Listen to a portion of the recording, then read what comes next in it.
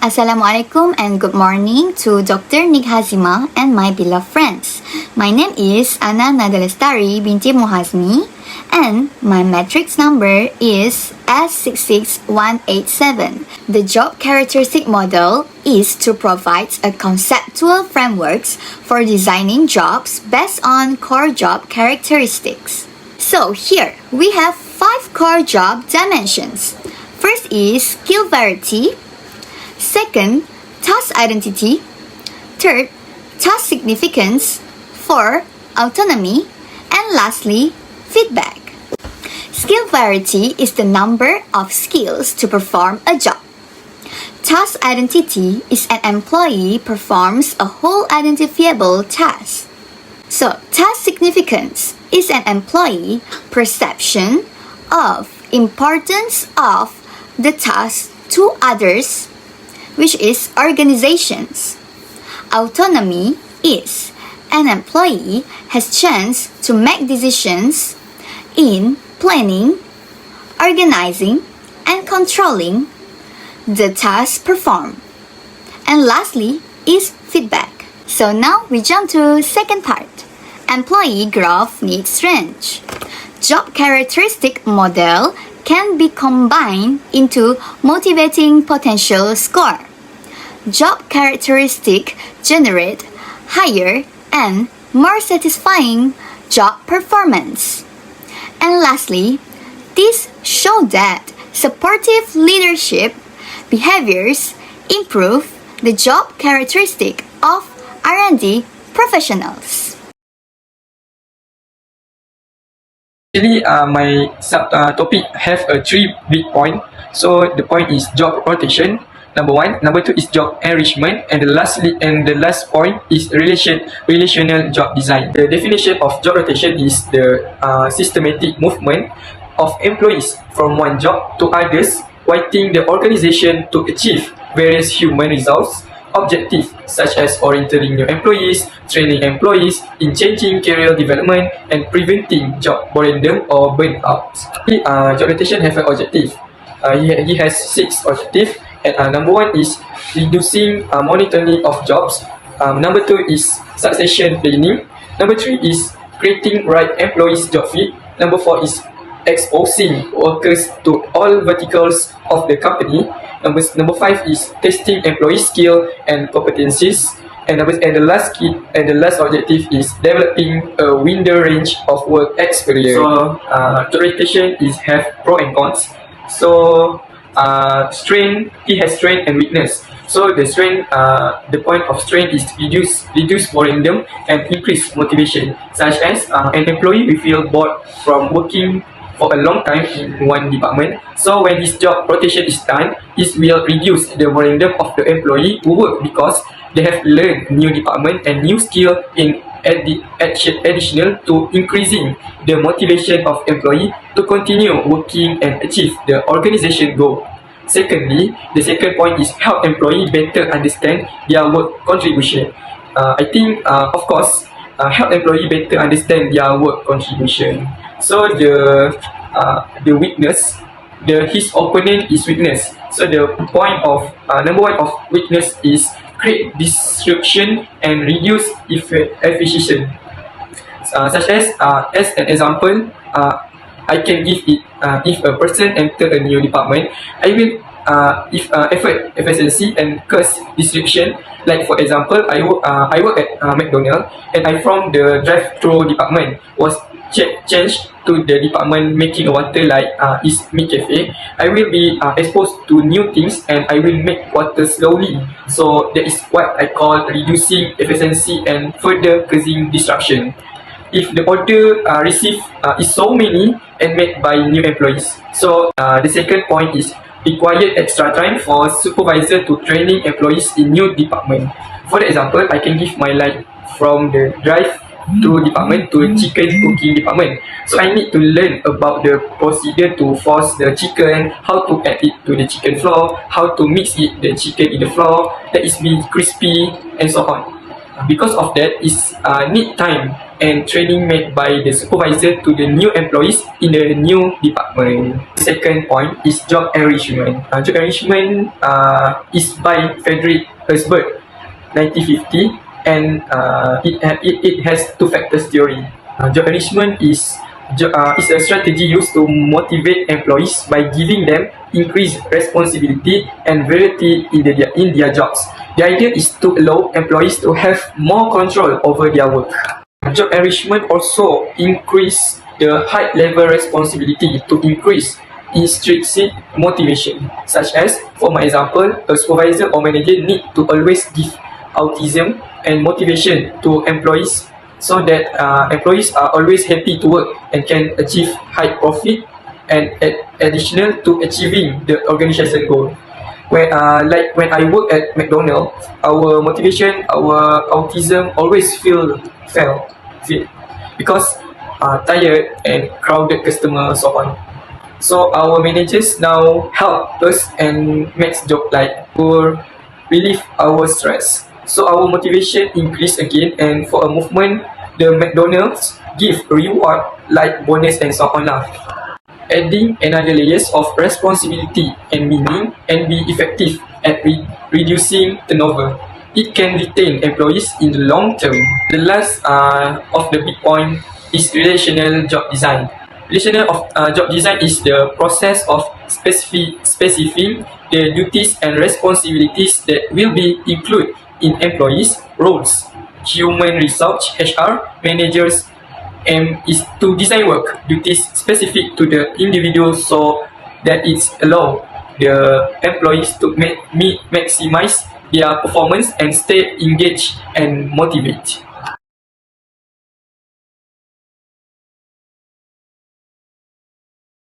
So today I'm gonna share with you guys how specific alternative work arrangement motivate employee. So I have 2 points here. One is job sharing. Job sharing is 2 or more people who split a 40 hours a week job. For example, just like me and my friend Sina, we split our job to get done by 40 hours a week. Second, it can be difficult to find a compatible pairs of employee who can successfully coordinate the interstices of one job. For example, like a relationship. In relationship, we need to have a chemistry to go on with relationship. Same goes to the teamwork. We need to have a chemistry to get done our job, our work at the right time. So we need to have a chemistry towards our team worker. Some will know the organization actively discourage telecommuting, but for the most organization it's remain popular. Like what I can say is nowadays all of us using telecommunicating. Like in COVID era, like us, we do online classes, lecturers also do online class, all of us do that. So I think maybe some of organization not doing that because of why? Because some of organization they need to come to the office to do the work at the office, and some of that no need to come to office, you can do it at home. So it's up to the organization. So number 2 is telecommuting. Telecommuting is an employee who do their work at home at least 2 days a week through virtual device linked to the employee office. In telecommuting, we have a 2, which is advantage and disadvantage. The advantage of telecommuting is a positively related to objective performance and job satisfaction. Number 2 is the reduced work family and conflict, and number 3 is reduced carbon emission. And the disadvantage is we have a 2, employee and employer. Okay, for the telecommuting disadvantage, we have a 2. One is the employer and employee. For employer, it's have a social loafing, difficult to coordinate teamwork, and also difficult to evaluate non-quantitative performance. And for employee, it can increase the feeling of isolation and reduce co-workers' relationship quality. Also, they may not be noticed for his or her effort, like they doing the works at home.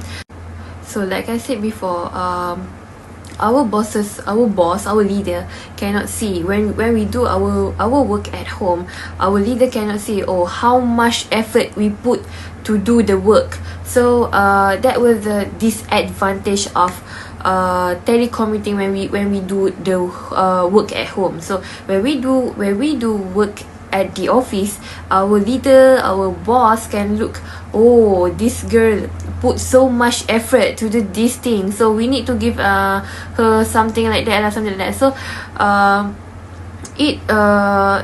I think we have an advantage and disadvantages. So that was the disadvantage of telecommuting. So yeah, thank you. So what is actually the employer involvement? So basically we can see here participative process that use the input of the employer and its attempt to increase employer commitment to the end organization success. So basically employer involvement is so important because it can create the sense of the ownership and the responsibility among employer. When the employer are involved in the decision making, they feel that their opinion and idea are valued, and they are more likely to become motivated and committed to their work. So there are several examples of the employer engagement program. Basically, we have two: participative management, and then we have a representative participation. Basically, participative management is a process which is the subordinate or share the significant degree of the decision-making power with the immediately superior. So, in the participative management, manager acting like facilitator rather than dictator. They work with employer to identify the problem, brainstorm solution, and applying change. This is create a sense of the ownership and responsibility among employer, which can lead to the increased motivation and job satisfaction. So next we have a representative participation. So basically, this is about a system in which the workers participate in the organization decision making through the small group of the representative employer.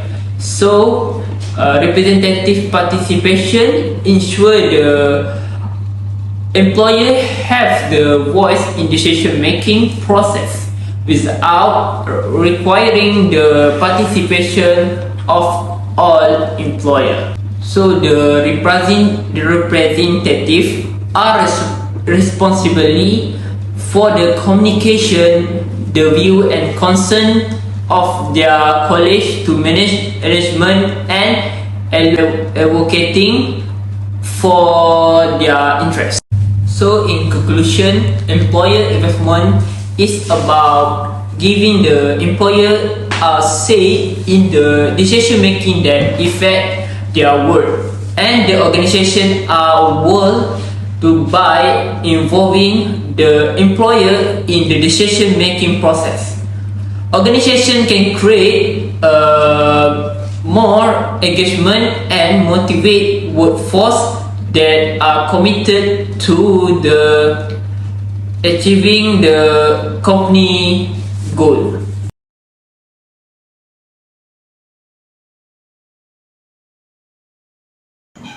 How the different type variable pay program can increase employer motivation. Variable pay let reward employer based on their performance to motivate. What to pay? The process of initially setting pay level entails balancing internal equity and external equity. Internal equity is the worth of the job to the organization, and external equity is the external competitiveness of an organization pay relative to pay in industry. How to pay through variable pay program? First, fixed rate plan. A pure fixed rate plan provides no base salary and pay the employer a fixed sum for each unit production complete.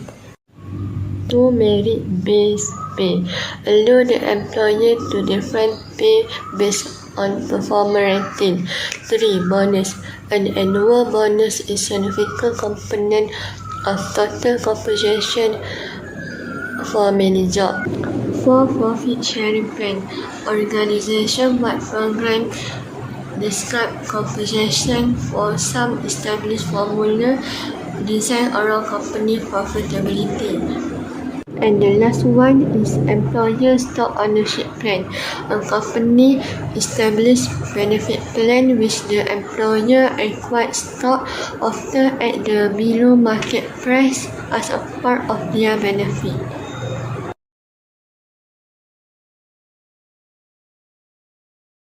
Did you know that flexible benefit can turn benefits into motivators? Nobita! Yang Nobita tidak tahu! So this part, we will know that whether flexible benefits can motivate employees. Developing a benefit package. Flexible benefit is actually individualized rewards. It is allow each employer to choose the compensation package that best satisfies his or her current needs and situation. Flexible benefits helps to your employee's benefit package more applicable and beneficial to more of your staff. This is make it fairer. Employees are more likely to feel they get the same or similar advantages from their benefit package as their colleagues. Salaries, workplace, medical insurance are examples of the flexible benefits. Next, we can identify the motivational benefit of intrinsic rewards with employees recognition programs. Organizational are increases recognizing that important rewards can be both intrinsic and extrinsic. Rewards are intrinsic in the form of employees recognition programs and extrinsic in the form of compensation system. For example, Leona got Employees of the Year's reward from her company because she got the highest sale in marketing departments.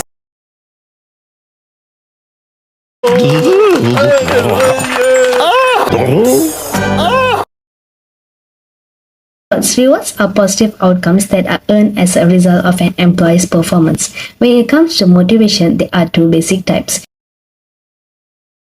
intrinsic and extrinsic. What is extrinsic? Extrinsic motivation is a drive to accomplish a goal or task based on the external source, such as the promise of external rewards like praise or money. For example, sales employees who are promised a bonus for making a set amount of sales calls each month are more likely to make these calls than employees who are not promised a bonus. Other examples of extrinsic motivation in the workplace are monetary bonuses, recognition from supervisor, commissions, fringe benefits which are health insurance, paid vacation, meal breaks, social security, employee allowance, achievement award, pay raise, bonuses, and promotions. What is intrinsic? An intrinsic reward is an internal reward that employees achieve from completing their tasks or projects successfully. These rewards are mostly psychological and are based on the person's own effort and abilities. For example, when someone completes a task successfully, they will often experience a sense of satisfaction and achievement. This intrinsic reward then motivates the employee to continue to complete their task successfully in the future to further experience those positive emotions. Examples of intrinsic rewards in the workplace are pride in your work, feelings of respect from supervisor and or other employees, gaining more trust from managers, doing work that enjoyable, feelings of accomplishment, learning something new or expanding competence in a particular area.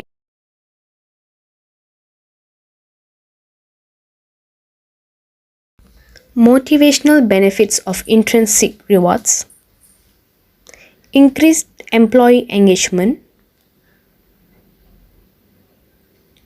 more effective learning,